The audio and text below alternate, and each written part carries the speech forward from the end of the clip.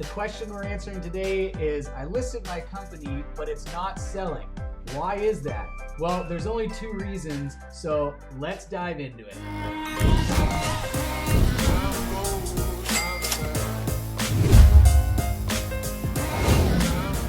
Duke. This is the Happy Dealmaker channel. On this channel, we empower entrepreneurs to create companies that are sellable. And today we are talking about why on earth would a company not sell if it's listed? Maybe it's not getting any interest. Maybe you're not generating any leads. Maybe the leads you're generating are falling apart. There's really only two reasons why this is happening. So let's dive into that right now.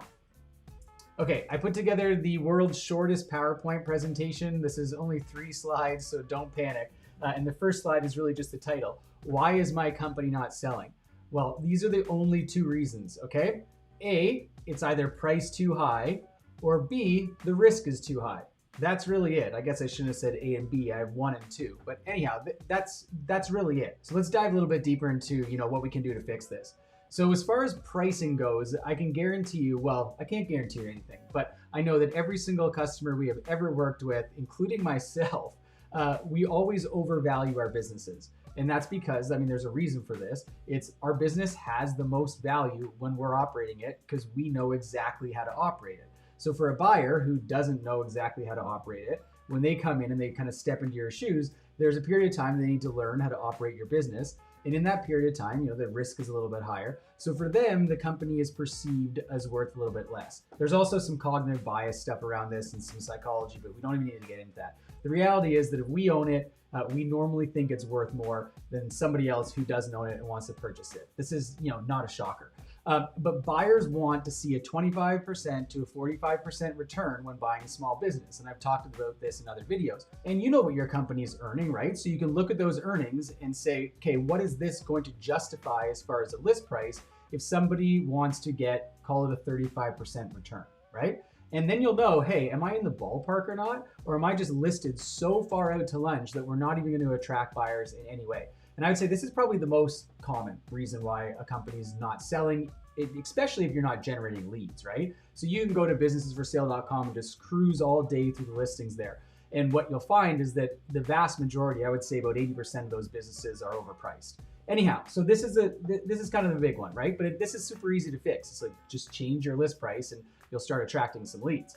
Okay, the next reason why your company might not be selling is the risk is too high, right? And this, I have a bunch of things that we're going to break this down because this is really where if you're generating leads and your company's not selling, then why the heck could that possibly be, right? They're inquiring about your company and then they're looking into it a little bit, whether it's during diligence or long before diligence. They're just kind of doing their general screen before even communicating with you.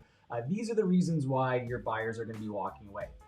Okay, so number 1 is financial performance, right? So if you're a company, maybe the revenue model isn't all that strong. Maybe it's not generating really any earnings. Maybe it's not generating enough profit to pay the owner. This is a financial performance thing, right? So the first thing that buyers are looking at is, what are the returns I'm going to get? What are the earnings that I'm going to get if I purchase this company, right? What's my ROI going to be? They care about financial performance. This is a huge thing. And that's why I put it as A, right? So if your financial performance is not to the point where it's going to be attractive to a buyer, well, that's a reason that your company might not be selling. Okay, the next one is growth trends. If your company is on that upward trajectory, that everyone wants to see that, up and to the right, then it's going to attract buyers, right? That's what buyers are buying the future, remember? So they're looking for a better future than the current state, the present day.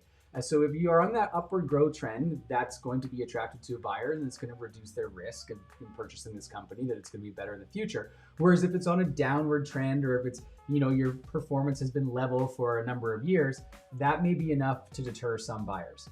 All right. Next up is owner dependence. So if the company is really dependent on you as the owner for it to operate, and this is, you might have heard this before, but it's called the hub and spoke. So if you picture yourself as the owner and everything in the company, you're the hub in the middle and everything is reliant on you, every spoke comes into that hub, then that's a serious problem, right? Definitely sophisticated buyers, this is one of their major things they look at is like, okay, is this company being run by management or is it being run by the owner? And if the owner is pulled out of this company, does the whole company collapse, right? And no one wants to buy an asset that's going to collapse on the day they buy it. The risk is too high, so they'll pass on and look at other opportunities. So that's another reason why your company may not be selling.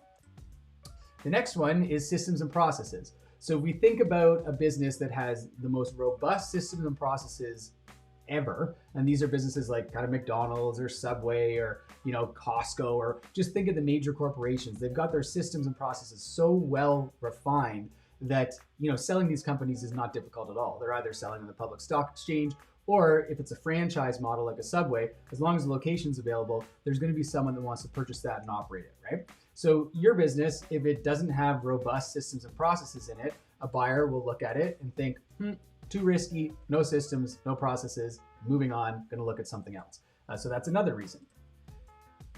Let's see, the next one is management and staff. So the core of your business is being operated by staff, right? So while you're probably operating, working in it, but your staff are operating, working in it. And if a buyer looks at your company and thinks that those staff are going to leave on the day that you sell the company, that's a massive amount of risk, right?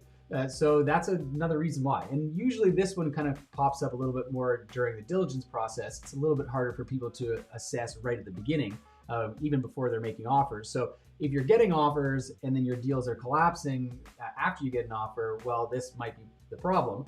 If you're not getting offers, I wouldn't say that this is probably the problem. Likely this A, B, C, or D is more the problem than the staff issue. That being said, if you have a key staff person that this company cannot run without, and the buyer knows that that person's going to leave, that could definitely be a reason that they wouldn't even make an offer. All right, so management and staff. All right, the next one is capital requirements. So if your business takes a lot of working capital to operate, or if it's in a position where the machinery and the equipment is dated and old and kind of beat up and needs to be replaced, a buyer is going to look at the company and go, I have to purchase the company, and then I have to go and invest all this cash to upgrade all the equipment.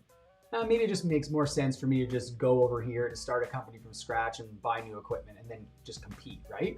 So that's another reason. If you're if your business is heavy in working capital, just takes a lot to run, it really is more costly for the buyer to acquire it because they have to, they're buying the business and they also have to fund the working capital. So this is a barrier to entry. It is more risky than a business where they buy the business and it doesn't need any capital infused into it right out of the gates. So that could be a reason why your company is not selling. The next is regulatory. If there's a real regulatory burden in your business, in your industry, or you have to have a specific license to operate your business, this is going to limit the amount of buyers that can potentially purchase your business because they aren't licensed, right? So sometimes the regulatory is actually a benefit because if you have licensing that's difficult to get, then the buyer can acquire that. But sometimes it makes it difficult for buyers to purchase. So this one's a little bit more nuanced, but you could kind of look at your business and go, hey, is regulatory causing us a problem here? Maybe that's why buyers aren't making offers. The next one, we're getting there, is location and facility. So if you're in a poor location or your facility is kind of beat up, worn, and needs a lot of repairs to bring it up to code or bring it up to speed, and the new buyer kind of walks in and goes, this is like a little bit tired, that could be a reason why your business is not selling. Another is sale terms, right? If you have favorable sale terms, that is, you're willing to offer a vendor take back, you're willing to loan the buyer some money, or you already have some financing set up in place so a buyer can walk in and it's already pre-approved for financing, that makes things a lot easier, right? Now, I wouldn't say sale terms is going to kill you out of the gates. If you're not getting any interest in your business at all, again, it's probably A, B, C, or D, and likely it's price. But if you're getting buyers further down the line and things are dying, and you're not getting to the finish line, it could potentially be because of sale terms, because you're not being flexible enough on being creative in how to structure a deal to get it to work for you and also for the buyer, right? Actually, I should do a whole video on sharing risk and kind of mitigating risk for both sides, because if risk is balanced out when you are going to sell a company, if there's equal risk for the buyer as there is for the seller, that is a surefire way to get a deal across the finish line.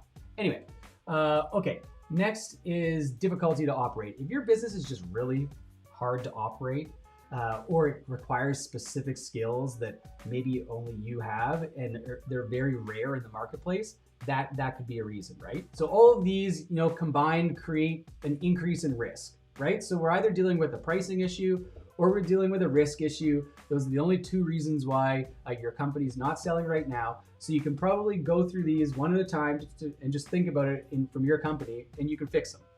And then if you fix these things, also while aligning price to what your asset that you own is actually worth, then you'll get some buyers and you'll get the deal across the finish line and your company will sell. So I hope that episode was helpful to kind of shed a little bit of light on why a company may not be selling. If this information was valuable, don't forget, like and subscribe. I release a video like this every Tuesday and Thursday. And don't forget, every business is sellable.